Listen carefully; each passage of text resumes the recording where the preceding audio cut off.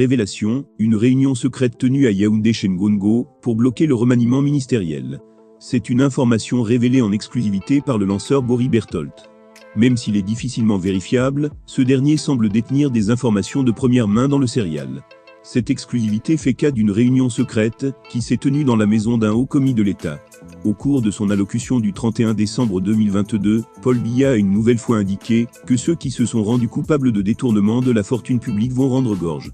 Une déclaration répétitive mais qui arrive dans un contexte où plusieurs enquêtes sont en cours, et qui implique des hauts responsables du pays.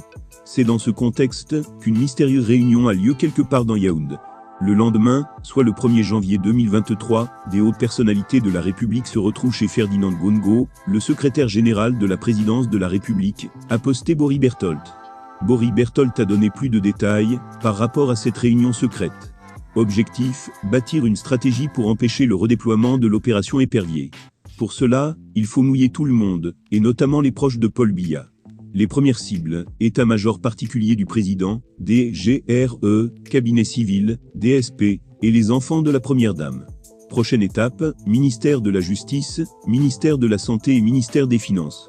L'enjeu, mettre Biya dans une situation où il ne peut ni remanier ni procéder à des arrestations.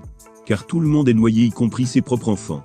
Ont assisté à la réunion Ferdinand Ngongo, Eyem Mogé, Ngo Cyrus, le magistrat Wala, Laurent Serge Etundingoa et un journaliste, a précisé le lanceur d'alerte.